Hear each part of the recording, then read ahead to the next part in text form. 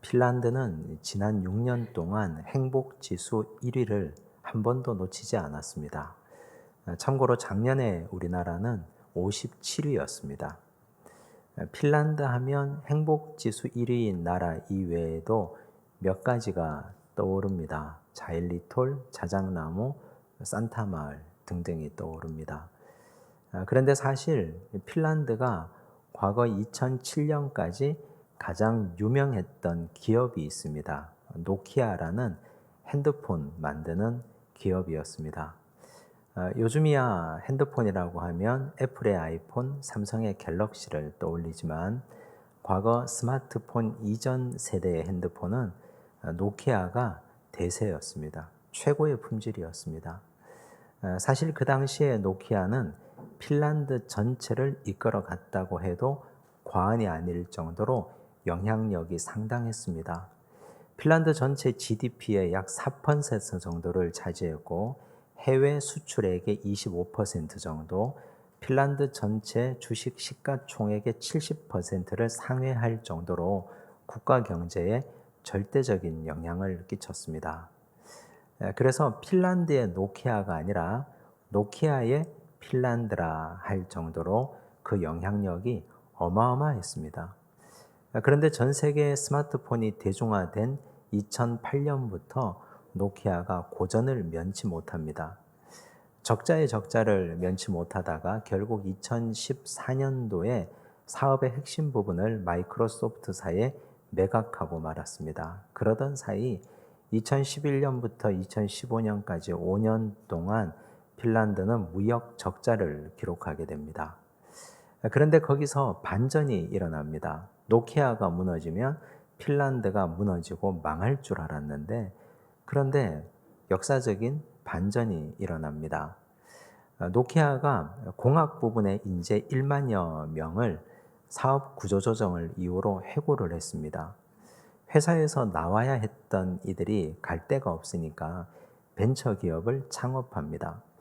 벤처를 창업하면서 그들은 스스로 자기들이 얼마나 위대하고 대단한지, 자기들이 그토록 갈고 닦았던 실력이 얼마나 대단한지를 자기 스스로 절감하게 됩니다. 어릴 때부터 자기주도 학습으로 어릴 때부터 다져진 핀란드인의 실력이 그제서야 빛을 발합니다. 한 예로 2010년도에 설립한 슈퍼셀이라는 회사가 우리가 잘 아는 앵그리버드라는 게임을 만들었습니다.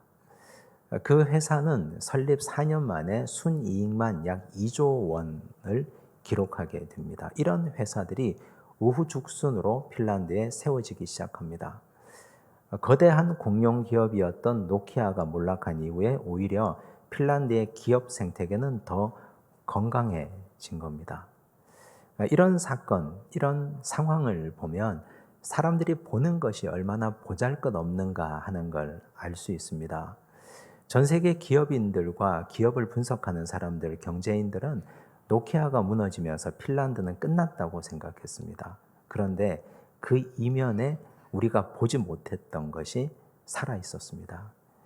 그제서야 그들의 실력이 드러났고 2017년부터 지금 6년 연속으로 그 나라는 행복지수 1위인 나라가 된 겁니다. 사실 사람들이 보는 것이 얼마나 허무한 것인지, 우리가 본다고 하지만 제대로 보고 있는 것인지, 하나님은 우리에게 제대로 보여주시는데 우리는 우리 각도로 내가 원하는 대로 자기 방식대로 보고 있는 건 아닌지, 오늘 말씀은 에서가 본 것을 우리에게 소개합니다. 에서가 본 것 사실은 하나님이 보여주신 겁니다. 에서가 들은 것도 사실은 하나님이 들려주신 겁니다. 하나님이 보여주시고 들려주셨다는 것은 이유가 있는데 에서가 그 이유에 합당하게 고치고 제대로 인생을 살아갔는지는 의문입니다. 오늘 말씀을 통해서 하나님은 우리에게 무엇을 보여주시기를 원하는지, 무엇을 들려주시기를 원하는지, 하나님이 보여주고 들려주는 바를 따라 우리가 잘 실천하고 따라가고 있는지를 함께 점검해 보겠습니다. 에서는 이삭의 맏아들이었습니다. 타고난 혈통을 자랑했고 그가 가진 탁월한 재능을 자랑했습니다. 하지만 하나님의 선택은 야곱이었습니다. 하나님이 야곱을 선택하신 것 자체도 이미 신비입니다. 하나님의 미스테리고 하나님의 신비입니다. 그러나 사실 따져보면 에서는 선택받지 못할 만한 행동을 오랫동안 하고 살았습니다. 하나님이 야곱을 택하셨지만 그건 무혈입성이 아니었습니다. 야곱이 진짜 아브라함과 이삭 그리고 이어지는 약속의 계보를 이을 만한 능력이 있는 사람인지 하나님은 반드시 달아보십니다. 시험대에 올리시고 하나님 저울에 올려서 달아보고 시험합니다. 그래서 야곱이 저 멀고 먼 밧단 아람으로 떠납니다. 인간의 편에서는 도주이고 피난이지만 하나님이 보실 때는 그를 불러내신 겁니다. 이제 사랑하는 아들을 멀리 떠나보내면서 아버지 이삭이 그에게 당부하는 장면입니다. 6절을 보십시오. 함께 읽겠습니다. 에서가 본즉 이삭이 야곱에게 축복하고 그를 밧단 아람으로 보내어 거기서 아내를 맞이하게 하였고 또 그에게 축복하고 명하기를 너는 가나안 사람의 딸들 중에서 아내를 맞이하지 말라 하였고 에서가 이걸 보고 말았습니다. 에서가 뭐가 좋아서 아버지가 아들 야곱 자기 동생을 축복하는 걸 따라다니면서 봤겠습니까? 보여지니까 본 겁니다. 우연히 이 모습을 본 겁니다. 보기도 하고 아버지가 야곱에게 신신당부하고 부탁하는 것을 그가 듣게 되었습니다. 에서가 본즉 에서가 그리고 보고 듣게 된 것. 이건 마치 우연처럼 보이지만 하나님께서 그에게 보여주시고 하나님이 그에게 들려주신 겁니다. 이삭이 야곱에게 뭐라고 말합니까? 너는 밧단 아람에서 너의 아내를 택하라. 여기 가나안 사람의 딸들 중에서 아내를 택하지 마라. 즉 한마디로 말하면 믿음이 있는 사람을 너의 아내로 맞이하라는 말씀 아닙니까? 사실 이 말씀은 하나님이 에서에게 들려주고자 하는 음성입니다. 네가 지금 이렇게 실패한 이유, 네가 지금 여기 이렇게 패배자로 절망하고 낙심하고 머물러 있고 앉아 있는 이유는 바로 이것 때문이라는 것을 하나님이 그에게 들려주는 겁니다. 사실 에서는 아브라함과 이삭으로 이어지는 계보를 그대로 이어가기 위해서라면 그가 투쟁하고 하나님 말씀대로 살아야만 했습니다. 열국의 아비, 열국의 어미가 되는 자리 아닙니까? 사라처럼, 리브가처럼 자기 아내도 믿음 안에서 잘 성장하고 하나님을 인격적으로 만난 사람을 택해도 그 길을 걸어가기가 쉽지 않은데 그는 자기 마음대로 결혼을 이루어 버렸습니다. 그것도 한꺼번에 두 여자를 데리고 와서 살았습니다. 그래서 하나님은 이삭의 입을 통해서 에서 네가 실패한 이유는 바로 너의 방종 때문이다. 너 원하는 대로, 너의 욕망대로, 너의 정욕대로 살아간 그 결과가 바로 지금 이것 아니냐? 이걸 들려주셨습니다.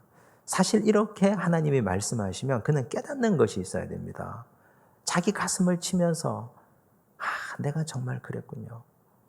나의 지난 과거가 그랬습니다. 돌아보니까 내 정욕과 내 욕망만 앞세웠지 하나님의 일을 위해서 내가 헌신하고 희생한 것은 하나도 없었습니다. 돌이킴이 옳지 않습니까? 그래야 하나님께서 이삭의 입을 통해서 그를 듣게 하시는 목적이 이루어지는 겁니다. 그런데 과연 에서는 그렇게 했을까요? 하나님께서 우리에게 말씀하시는 방식은 다양합니다.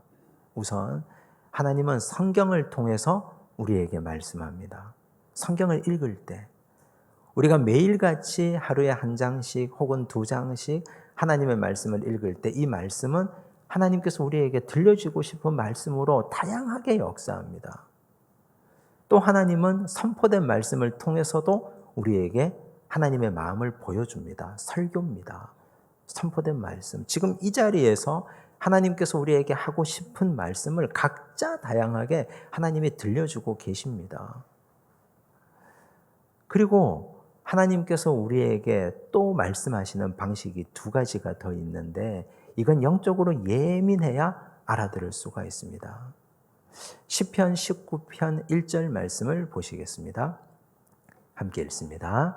하늘이 하나님의 영광을 선포하고 궁창이 그의 손으로 하신 일을 나타내는도다. 하늘이 하나님의 영광을 선포하고 궁창이 하나님의 하신 일을 나타낸다. 무슨 말입니까? 자연 만물이 하나님의 음성을 담고 있다는 뜻입니다. 하나님이 지으신 이 자연 만물을 보면 하나님이 우리에게 하고 싶은 말씀이 그대로 잘 나타나 있습니다. 인간이 어떻게 이 정교한 피조 세계를 창조합니까? 하나님이 설계하시고 하나님이 운행하신 것 아닙니까? 하나님께서 남자를 지으시고 여자를 지으시고 가정을 이루시고 여기에 하나님의 음성과 하나님의 메시지가 들어가 있지 않습니까? 남자와 여자가 가정을 이루고 결혼하고 자녀를 낳는 것 하나님의 섭리로서 나타나 있는 것 아닙니까? 그게 하나님께서 창조 세계를 통해서 하나님의 창조의 섭리를 통해서 우리에게 매일같이 들려주는 말씀입니다. 동물들도 보십시오. 그리고 이 모든 피조 세계를 보십시오. 암수가 함께 있어서 생육하고 번성하지 않습니까? 그런데 동성애라니요. 하나님께서 창조하신 이 피조 세계에 하나님의 음성과 하나님의 말씀이 그대로 다 들어가 있습니다. 하나님이 자연을 통해서도 우리에게 다양한 방식으로 말씀하는데 그 자연 만물의 창조 섭리를 모르는 자들이 죄를 짓습니다. 범죄합니다. 하나님의 말씀을 역행하며 살고 있습니다. 어리석은 자들, 하나님의 피조 세계를 보지 못하는 자들. 또 하나님이 우리에게 또 다른 방식으로 말씀하는데 다른 사람들을 통해서 우리 귀에 들려줍니다. 그래도 듣지 않으면 하나님은 너무 답답하면 동물의 입을 열어서 말씀하기도 합니다. 사무엘상 19장 20절, 민수기 22장 28절 말씀을 보시겠습니다. 함께 읽습니다. 사울이 다윗을 잡으러 전령들을 보냈더니 그들이 선지자 무리가 예언하는 것과 사무엘이 그들의 수령으로 선 것을 볼 때에 하나님의 영이 사울의 전령들에게 임하매 그들도 예언을 한지라. 여호와께서 나귀 입을 여시니 발람에게 이르되 내가 당신에게 무엇을 하였기에 나를 이같이 3번을 때리느냐. 사울이 다윗을 잡으러 전령들을 보냅니다. 군사들을 보냅니다. 그런데 그들에게 하나님의 영이 강하게 임했습니다. 그래서 그들이 예언하기 시작합니다. 예언은 하는 자가 있고 듣는 자가 있습니다. 그들의 입을 통해서 하나님은 주변 사람들에게 하고 싶은 말씀이 있었다는 겁니다. 사람들을 통해서 하나님은 그 주변 사람들에게 당신의 마음을 알리는 과정입니다. 그래도 듣지 않으면 발람이 하나님의 말씀을 너무너무 듣지 않고 하나님의 백성을 저주하기 위해서 돈을 밝히기 위해서 돈 얻기 위해서 길을 떠나니까 길 가던 중에 하나님이 나귀의 입을 여시지 않습니까? 동물의 입을 열어서 그의 주인을 저주합니다. 주인을 책망합니다. 하나님은 이렇게 다양한 방식으로 우리에게 말씀해 주고 있습니다. 그런데 내 주변 사람들을 통해서 하시는 하나님의 음성을 들으려면 우리는 어떻게 해야 됩니까? 주변 사람들을 통해서 나에게 하나님의 음성을 들려주시려고 하면 우린 겸손해야 됩니다. 교만하면 다른 사람들의 입을 통해서 주시는 음성을 알아들을 수가 없습니다. 겸손하고 낮아져야 겸허한 마음, 열린 마음이 있어야 들을 수 있습니다. 적어도 우리가 성인인데 성인쯤 되면 나에게 싫은 소리 혹은 쓴소리를 하는 사람들은 많지 않습니다. 적어도 우리가 인격과 인격이 만나고 존재와 존재가 만나는데 눈에 거슬린다고 거슬리는 족족 누가 싫은 소리를 잘 해줍니까? 가족밖에 없습니다. 하나님은 가정을 이루실 때 아담의 돕는 배필로 하와를 지었습니다. 돕는 배필 에제르 카네그도 against, 반대하다라는 뜻을 가지고 있습니다. 그래서 부부는 무작정 동의하고 무작정 편들어주는 것이 아니라 적극적으로 반대해야 될 때는 반대하는 존재가 부부관계입니다. 아내가 남편에게 싫은 소리하고 반대하면 하나님 음성으로 들을 수도 있어야 됩니다. 하나님께서 사랑하는 내 아내를 통해서 나에게 반대하시는구나. 그런 겸손함이 있어야 되는데 여자가 도대체 뭘 아냐고 이렇게 나가기 시작하면 그 가정이 하나님의 역사가 일어나겠습니까?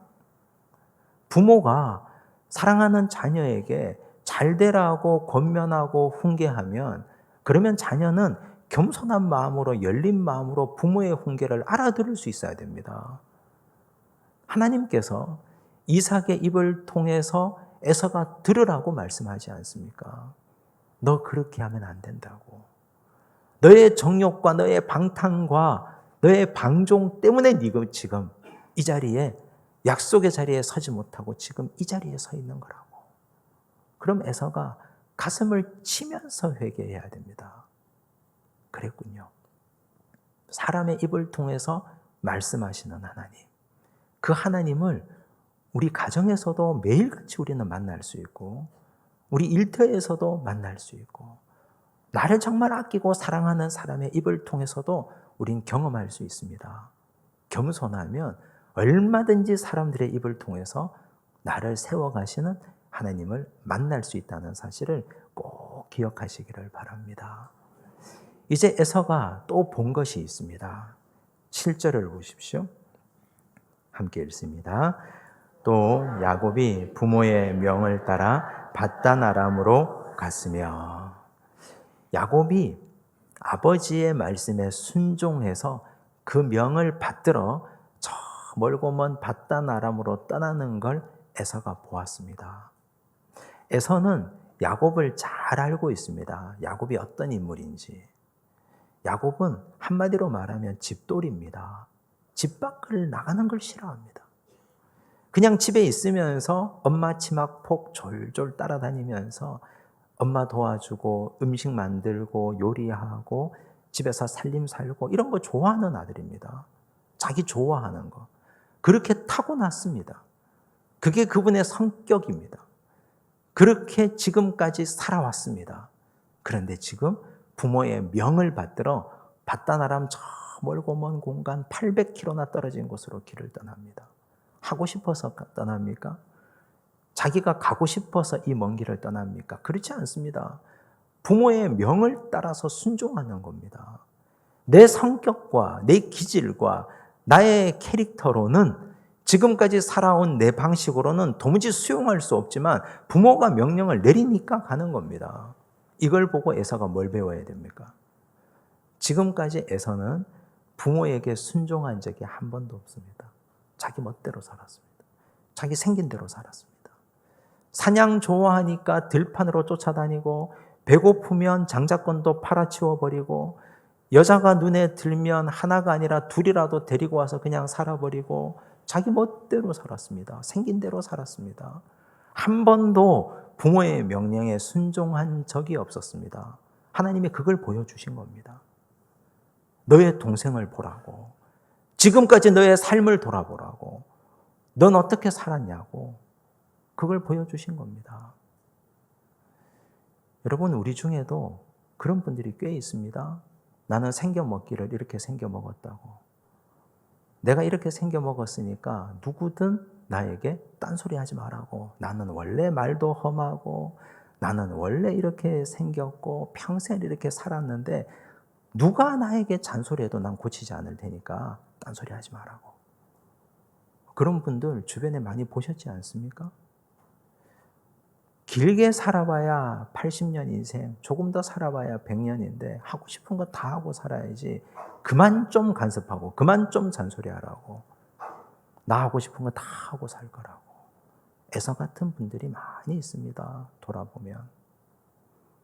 그런데 그건 조금 투박하게 말하는 것이고 요즘 우리 젊은 아이들에게 많이 유행하고 있는 것 MBTI라고 들어보셨죠? 사람의 성격과 기질을 16가지로 파악하고 분석하는 겁니다. MBTI를 왜 하겠습니까? 나는 ENTJ입니다.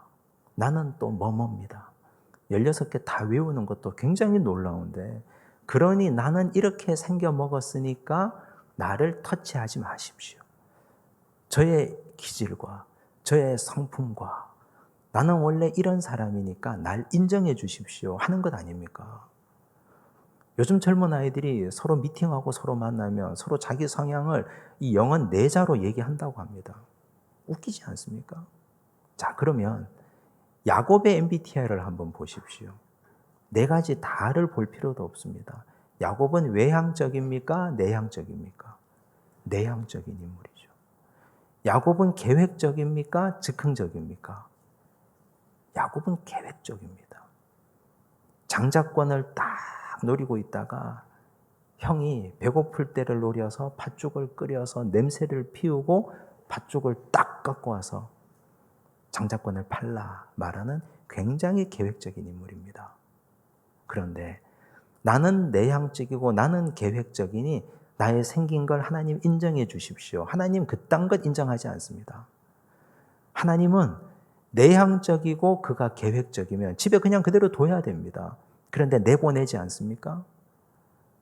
바다나란 800km나 멀리 떨어진 곳으로 내보내는데 거기에 인간의 계획이 무슨 의미가 있습니까? 한 번도 가보지 않은 800km나 떨어진 그 먼 곳을 가야 하는데 그것도 걸어서 가야 되는데 자기가 계획 세운다고 그 계획이 그대로 이루어집니까? 나는 몇 살에 결혼하고 나는 몇 명의 아이를 낳고 내 인생은 이렇게 만들어 가겠다. 철저하게 계획 세운다고 그 계획이 이루어집니까? 하나님은 그거 다 박살냅니다. 20년 동안. 하나님은 그가 사랑하는 집, 그의 어머니 품 안을 다 떠나게 합니다. 내향적인 인간을 갈고 닦아서 하나님 손에 쓰기에 편안한 사람으로 만들어 가는 겁니다. 그게 하나님의 훈련입니다. 하나님은 야곱을 이런 식으로 훈련시켰습니다. 여러분 어떻습니까? 나는 이런 식으로 생겨먹었으니까 나를 인정하십시오. 이 말은 고급스럽게 표현해서 그렇지 저는 훈련받기 싫습니다. 당신이 나의 영역을 인정하시고 들어오지 마십시오. 그런데 여러분, 교회는 훈련받는 곳입니다. 교회 공동체는 내 인격이 갈고 닦여지는 곳입니다. 내가 네모난 인간이라면 또 다른 세모난 인간을 만나서 나도 둥글둥글해지고 저 사람도 둥글둥글해지는 곳입니다. 네모와 세모가 만나서 함께 뒤엉켜 살아가면 스파크가 일어나고 깎여나갈 때 고통이 있지 않습니까? 그 고통 속에서 하나님의 뜻을 깨달아가는 과정입니다. 그게 공동체입니다. 나도 양보하고 상대방도 양보하고 서로 훈련받고 서로 훈련하고 나의 인격에 모난 것을 깨닫고 하나님 앞에 철저하게 회개하고 기도하고 나도 타인을 갈고 닦는 훈련의 도구가 될 수 있고 타인도 나를 훈련시키는 도구가 될 수 있습니다. 그래서 참 나하고 안 맞는 사람을 하나님이 교회에 두셨습니다. 어떡하겠습니까? 같이 맞춰 살아야지. 그래서 둥글게 돼가는 과정입니다. 그게 훈련입니다. 그렇게 되면 우리는 하나님의 손에 딱 맞는 일꾼이 됩니다. 그래서 하나님이 쓰시는 겁니다. 하나님 전 내버려 두십시오. 전 이렇게 살다가 이렇게 죽겠습니다. 그럼 자기 스스로 나를 애설하고 인정하는 꼴밖에 되지 않습니다. 야곱이 되어야 하지 않습니까? 훈련받아서 야곱이 이스라엘이 되는 복을 누리셔야 됩니다. 하나님의 훈련에 나를 내놓고 맡기고 그 훈련받는 과정에서 고통스럽더라도 믿음으로 이겨나가는 하나님의 자녀들 되시기를 간절히 바랍니다. 8절과 9절을 보십시오. 함께 읽습니다. 에서가 또 본즉 가나안 사람의 딸들이 그의 아버지 이삭을 기쁘게 하지 못하는지라. 이에 에서가 이스마엘에게 가서 그 본처들 외에 아브라함의 아들 이스마엘의 딸이요 느바요스의 누이인 마할랏을 아내로 맞이하였더라. 에서가 가만히 보니까 자기 두 아내들이 부모를 기쁘게 하지 못합니다. 그럼 어떻게 해야 됩니까? 어떻게 기쁘게 할까 고민하고 아내들을 가르치든지 회개를 하든지 하나님 앞에 울며 나아오든지 그래야 되지 않습니까? 그런데 뛰쳐나갑니다. 또 다른 한 여인을 데리고 옵니다. 누굽니까? 이스마엘의 딸을 데리고 왔습니다. 이스마엘의 딸. 자신과 촌수로 따지면 사촌입니다. 사촌이 문제가 아니라 이건 아버지와의 관계 단절을 하겠다는 결단이고 하나님과도 이제는 영원히 하나님과 상관하지 마십시오라는 선언입니다. 왜 그렇습니까? 아버지 이삭과 이스마엘의 관계가 어떻습니까? 이걸 잘 알고 있지 않습니까? 에서가 그걸 모른다 말할 수 있습니까? 그 집안의 장남으로 수십 년 동안 그 집안에서 나고 자랐는데, 이스마엘과 에서, 하갈과 자기 할머니 사라, 이 관계를 왜 모르겠습니까? 하갈과 이스마엘이 자기 아버지 이삭에게 한 행동을 그는 어려서부터 수없이 많이 들었을 겁니다. 그런데 그렇게 피를 토하는 심정으로 아브라함이, 그리고 사라가 하갈과 이스마엘을 내보냈는데 지금 와서 다시 이스마엘의 딸을 그 집에 데리고 들어왔습니다. 아버지와 이제는 영원히 담쌓고 지내겠다는 선언입니다. 아버지의 결정적인 부끄러운 부분을, 아버지의 치명적이고 고통스러운 부분을 다시 한번 들추어내는 겁니다. 이 아들이. 아버지 나에게 장자권을 주지 않으셨죠? 저에게 축복하지 않으셨죠? 그러니 아버지가 가장 고통스럽고 가장 싫어하는 일을 제가 하겠습니다. 그거 아닙니까? 이게 문제가 아닙니다. 이제 하나님 앞에서도 엄청난 불순종을 한 겁니다. 창세기 21장 12절을 보십시오. 함께 읽습니다. 하나님이 아브라함에게 이르시되 내 아이나 내 여종으로 말미암아 근심하지 말고 사라가 내게 이른 말을 다 들으라. 이삭에게서 나는 자라야 내 씨라 부를 것임이니라. 아브라함에게 하나님께서 말씀하셨습니다. 사라가 내게 이런 말을 다 들으라. 무슨 말입니까? 사라가 하갈과 이스마엘을 내보내라고 했지 않습니까? 하나님도 그렇게 허락하셨습니다. 하나님이 말씀하신 겁니다. 하갈과 이스마엘을 내보내라고. 그래서 아브라함이 밤새도록 기도하고 밤새도록 눈물로 결단하고 통회하면서 하나님 앞에 이 죄의 싹을 끊어내겠습니다. 결단하고 내보낸 것 아닙니까? 그런데 그런 이스마엘의 딸을 데리고 들어왔습니다. 불순종과 죄의 뿌리를 도려내고 잘라냈는데 그 불순종과 죄의 씨앗들을 다시 끌고 들어온 겁니다. 자기 집안으로. 그럼 하나님이 어떻게 보시겠습니까? 이제 너와 나는 아무런 상관이 없다. 하나님 그렇게 말씀하시지 않겠습니까? 에서는 하나님께서 주신 마지막 기회를 발로 차버렸습니다. 하나님은 에서에게 들려주셨습니다. 그리고 보여주셨습니다. 네가 왜 이 자리에 있어야 되는지, 너의 동생의 순종은 어떤지. 그런데 들은 것, 본 것, 그대로 하나님의 마음을 담아서 살아가지 못했습니다. 오히려 더 극단으로 가버렸습니다. 하나님 우리에게 다양한 것들을 들려주시고 다양한 걸 보게 하십니다. 겸손하게 사람들의 말을 잘 귀를 기울이고 듣고 보는 것, 하나님의 마음을 알아서 실천하고 순종해서 믿음의 백성으로 성장할 수 있기를 바랍니다. 기도하겠습니다. 하나님 아버지, 우리도 에서처럼 하나님이 들려주시는데 귀를 닫고 듣지 않았습니다. 우리도 에서처럼 하나님이 보여주시는데 눈을 감고 보지 않았습니다. 들어도 못 들은 척했고 보아도 불순종했습니다. 주여 우리를 고쳐주시옵소서. 훈련받고 또 훈련받아서 나의 성품과 성격과 기질을 갈고 닦아서 하나님 손에 꼭 맞는 사람으로 쓰임받게 하여 주시옵소서. 주여 우리에게 사람을 통해서 들려주시면 겸손하게 그 말을 듣고 하나님의 음성으로 받아들일 수 있는 용기, 결단, 겸손도 허락하여 주시옵소서. 모든 말씀 예수님 이름으로 기도드리옵나이다. 아멘.